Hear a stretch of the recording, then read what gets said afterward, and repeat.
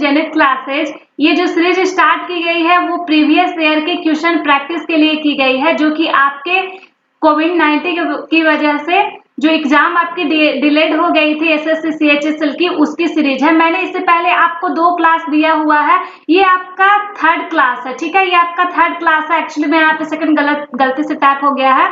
इससे पहले आपको मैंने बहुत सारे क्वेश्चन प्रैक्टिस करवा दिए हैं।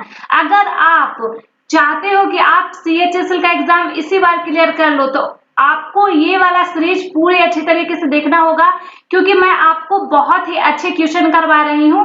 और इस सीरीज का करने का बेनिफिट आपको क्या होगा, आपको न्यू क्वेश्चन देखने को मिल जाएंगे, जो कि आपके 70, 80 और 90 में आए हुए हैं एसएससी सीएचएसएल में, सीपीयू में, और प्लस जो कि आ सकते हैं उन सारे क्वेश्चन को मैं इसमें मिक्स की हूँ। और ये सीरीज करने से आपकी रिविजन हो जाएगी, प्रैक्टिस हो जाएगी, आपको न्यू अप्रोच पता चलेगा, कॉन्सेप्ट की क्लियरिटी होगी, और कुछ ऐसे ट्रिक बताऊंगी जिससे कि आप अपने टाइम को रिड्यूस कर सकते हो क्वेश्चन को सॉल्व करने के लिए, ठीक है। और अगर आप इस सीरीज को रेगुलर देखते हो तो आपकी जो रेगुलर स्टडी है वो बिल्कुल काफी अच्छे से हो जाएगी। तो चलिए आज का स्टार्ट करते हैं लेक्चर। यहाँ पे आपका एक क्वेश्चन बोल रहा है, ये क्वेश्चन आपका किस चीज का, अलजेब्रा का है। इफ 3x माइनस 1 की power Q plus 4x minus 3 की power Q plus 2x plus 1 की power Q equal to 3 into 3x minus 1 into 4x minus 3 और 2x plus 1 and what x is not equal to 1/3, तो x की value find करने। यहाँ पे आपका हिंदी में क्वेश्चन दिया हुआ है। सिंपली यहाँ पर से आपको एक फॉर्मूला आपको अच्छे से क्लियर होना चाहिए। ये जो क्वेश्चन है फॉर्मूला बेस्ड है, और जो आपके एग्जाम में है अलजेब्रा से रिलेटेड जो भी प्री में क्वेश्चन आते हैं वो फॉर्मूला बेस्ड ही आते हैं। तो सबसे पहले आप फॉर्मूला को देख लीजिए। ये होता है formula AQ plus BQ plus CQ equal to क्या होता है 3ABC। आप देख रहे होंगे कि इसी फॉर्मूला के बेस्ड इस टर्म को सेट किया गया है। यहाँ पे देख रहे होंगे कि आप ये टर्म AQ है, ये BQ है, ये CQ है, और ये क्या है 3 है, और ये A है, ये B है, ये C है। तो ये तभी संभव है, ये तभी आपका होता है जब इसमें 2 कंडीशन बनते हैं। सबसे पहला कंडीशन क्या होगा, जब a प्लस बी प्लस 0 होगा इक्वल टू, और जो दूसरा कंडीशन बनेगा वो क्या होगा, a equal b equal c होगा। तो आप इसे अब सॉल्व करना स्टार्ट करिए। तो पहले हम इस कंडीशन को यहाँ पे सॉल्व करते हैं। तो क्या होगा आपका 3x माइनस 1 प्लस क्या होगा 4x माइनस 3, और ये क्या हो जाएगा आपका प्लस में है आपका 2x प्लस 1। यहाँ से आपकी वैल्यू कितनी आ जाएगी, यहाँ पर से आप जब इसे सॉल्व करोगे तो आएगी आपकी 9x माइनस 3 इक्वल टू 0, यानी कि यहाँ पर से आपकी x की वैल्यू क्या आ जाएगी 1/3। अब x की वैल्यू इस कंडीशन से 1/3 है, लेकिन क्वेश्चन में सिंपली आपसे यहाँ पे कह रहा है कि x की वैल्यू नॉट इक्वल होनी चाहिए 1/3। आप इस सेकंड को सॉल्व करोगे तो आपका सिंपल से आंसर आ जाएगा, क्योंकि इस फॉर्मूला बेस्ड 2 ही कंडीशन बनते हैं।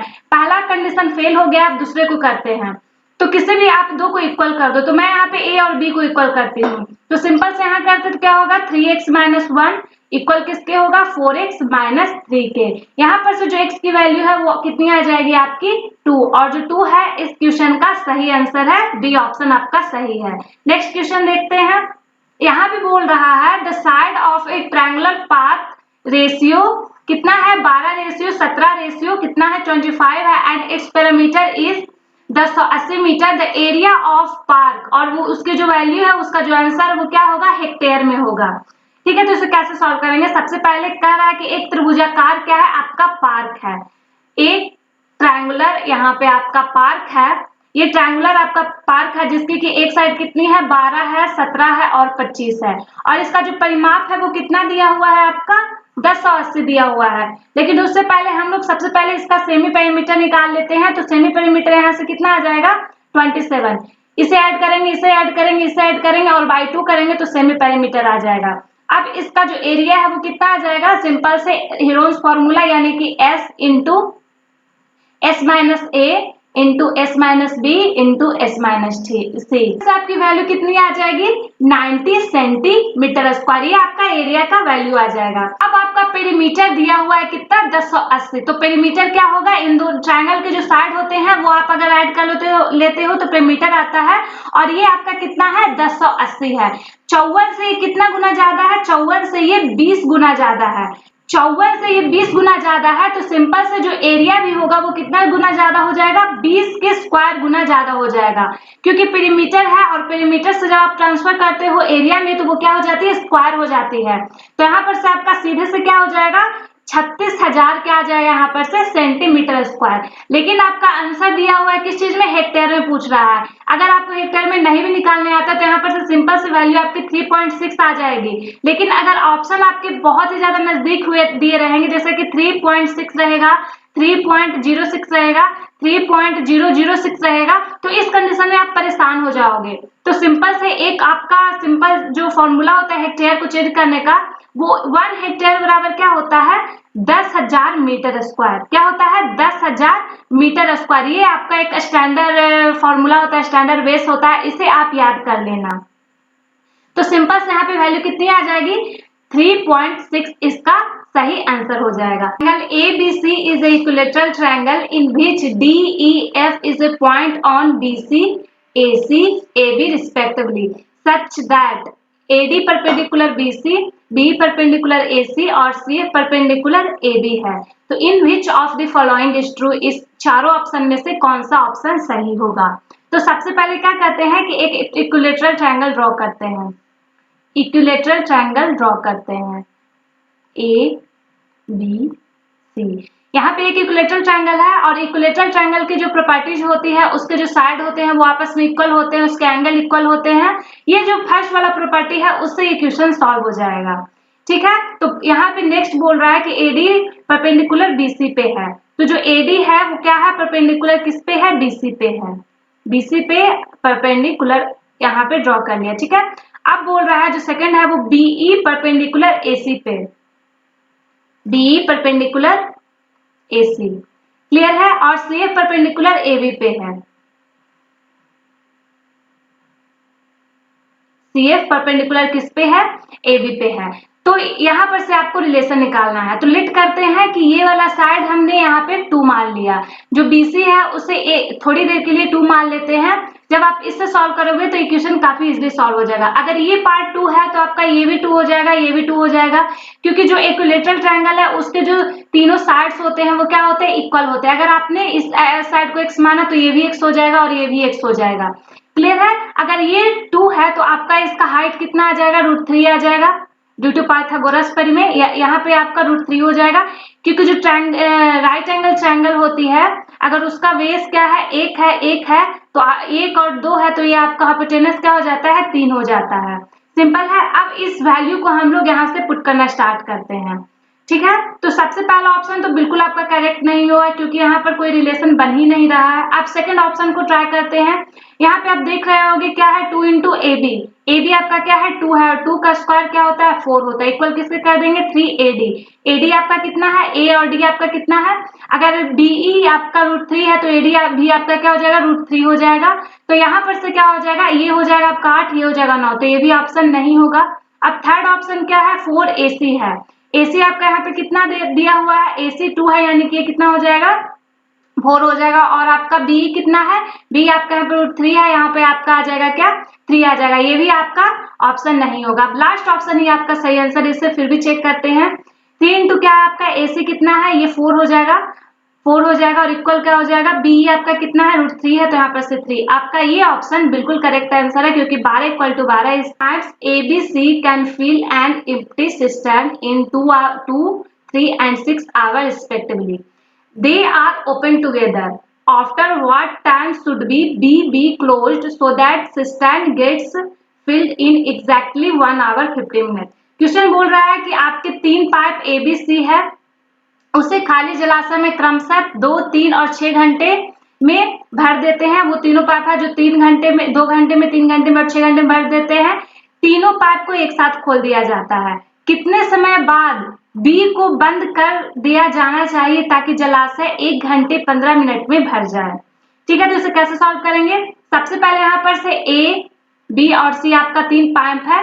क्या करता है, ए है जो 2 घंटे में खाली करता है, बी है जो 3 घंटे में करता है, और जो सी है वो कितने घंटे में, 6 घंटे में करता है। तो सबसे पहले इसका एसएम लेते हैं 6, ये 3 हो जाएगा एफिशिएंसी, ये हो जाएगा 2 और ये हो जाएगा 1। ठीक है। जैसे सबसे पहले जब स्टार्ट की जाती है तो तीनों पाइपों को एक साथ खोला जाता है, ठीक है। लेकिन कुछ समय चलाने के बाद पाइप बी को है क्या किया जाता है, बंद कर दिया जाता है। मतलब कि अब आगे जो काम होगा, जो कौन कौन करेगा, बी तो यहाँ पे काम बिल्कुल नहीं करेगा, सिर्फ और सिर्फ ए और सी यहाँ पे काम कर रहे हैं। ए और सी यानी कि 3+1, ठीक है। यहाँ पर से और 1 घंटे 15 मिनट में भर जाते हैं, यानी कि 1 घंटे और 15 मिनट का क्या हो जाएगा आपका यहाँ पे इक्वेशन, ये होता है 5/4।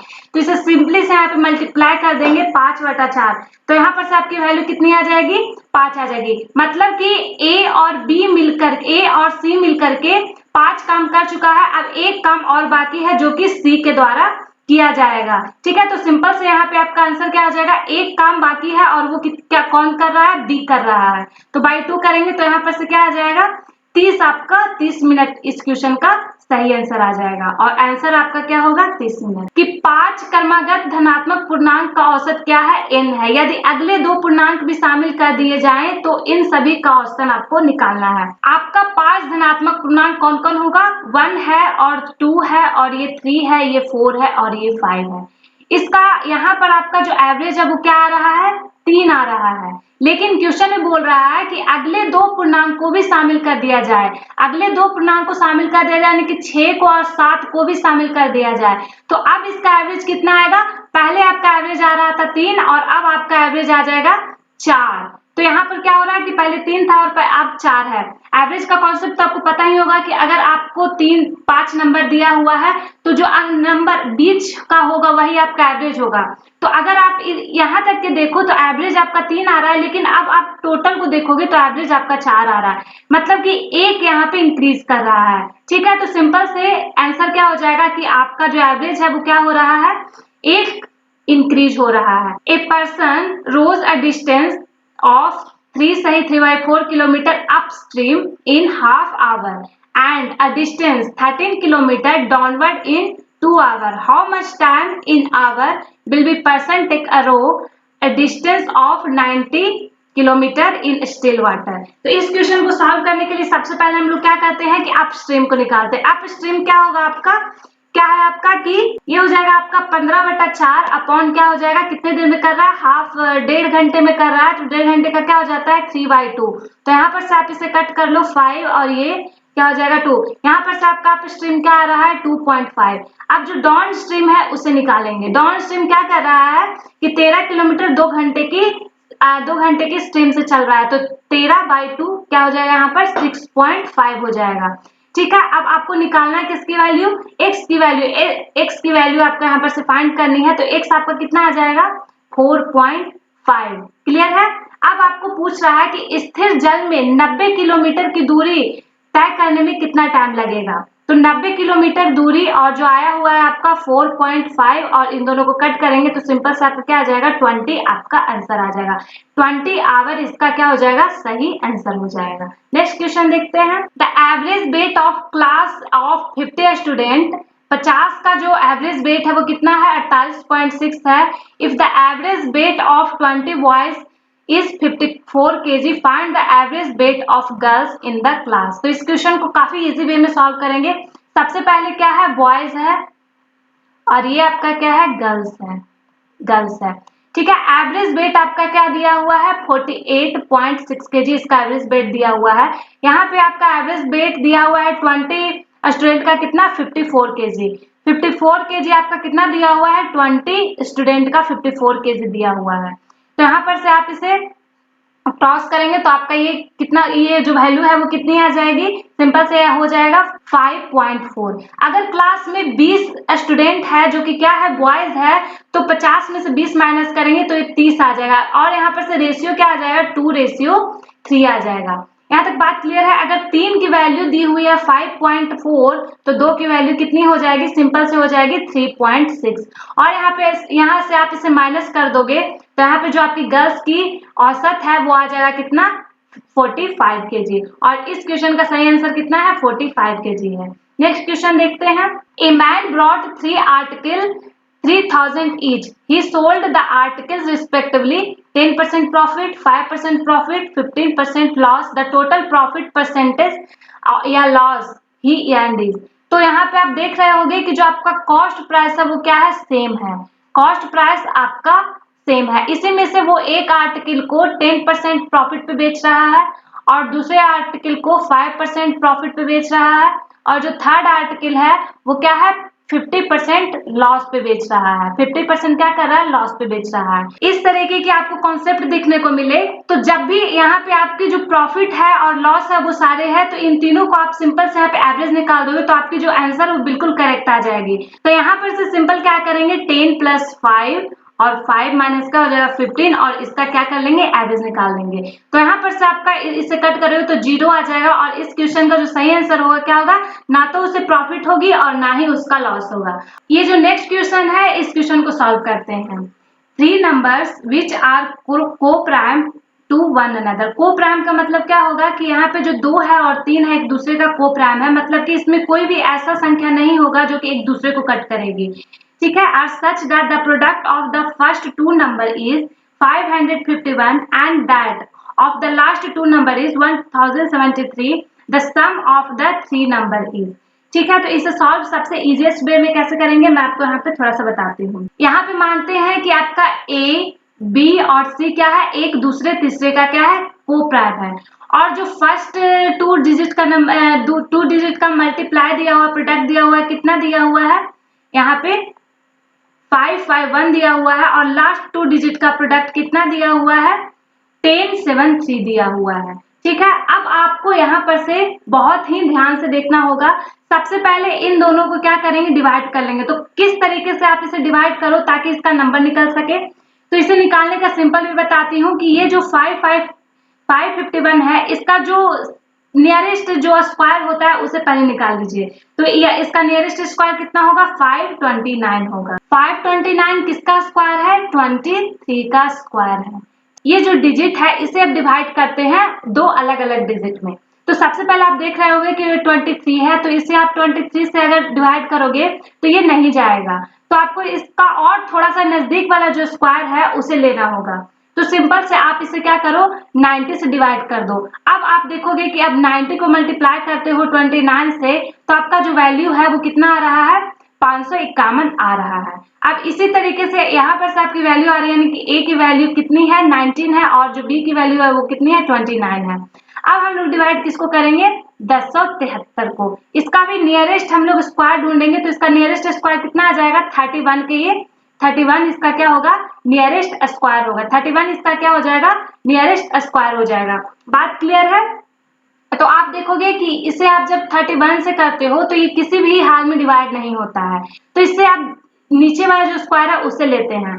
तो आप देख रहे होंगे कि ये किससे हो जाएगा, डिवाइड 29 से हो जाएगा और ये 29 को जब आप 37 में मल्टीप्लाई करोगे तो आपका सिंपल से ये जो वैल्यू है वो आ जाएगी।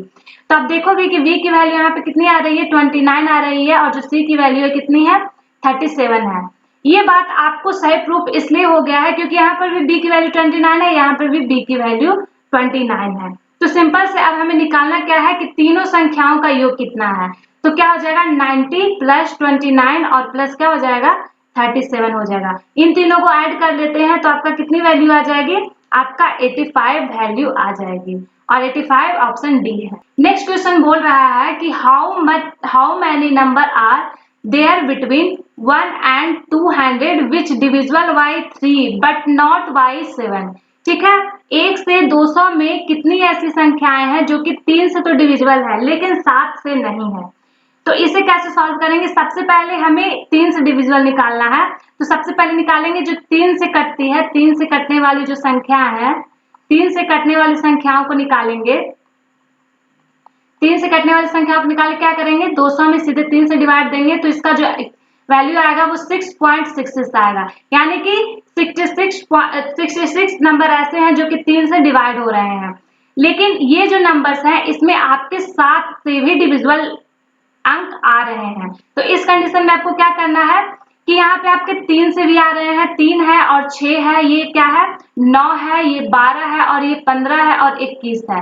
ये जो सारे नंबर हैं वो आ रहे हैं इसमें, लेकिन हमें 7 से जो कटती है संख्या उन संख्याओं को इसमें से माइनस करना है। तो अब हम निकालेंगे जो 21 से संख्याएं कटती है, 21 से जो कटने वाली संख्याएं हैं वो निकालते हैं। तो इसके लिए आप सिंपल से क्या करिए कि 200 में 21 से आप क्या कर लीजिए, डिवाइड दे दीजिए, तो आपका वैल्यू क्या आ जाएगा, 9 यहाँ पर से आ जाएगा। ठीक है, अब जो ये संख्याएं हैं वो 21 से कटने वाली है, और जब इन दोनों को आप सब्ट्रैक्ट कर लोगे यहाँ पर से, तो किसकी वैल्यू आ जाएगी कि 3 से तो कट रही है, लेकिन आपका यहाँ पर 7 से नहीं कट रही है। इन दोनों को डिवाइड करने पे आपका क्या आ जाएगा, 57 आ जाएगा, और 57 इसका सही आंसर है। तो ये तो था आज का सीरीज, जिसमें हम लोगों ने काफी मिसलेनियस क्वेश्चन को सॉल्व किया है, और ये जो क्वेश्चन आपके प्रीवियस ईयर पेपर से ही लिए गए हैं, और वो भी रिसेंट। तो आई होप कि आपको ये वाला वीडियो पसंद आया है। अगर वीडियो पसंद आया तो चैनल को सब्सक्राइब, बेल आइकन को प्रेस करके वीडियो को लाइक करिएगा और दोस्तों में शेयर भी करिएगा। तो मिलती हूँ एक और नए बेहतरीन एपिसोड में, तब तक के लिए बाय।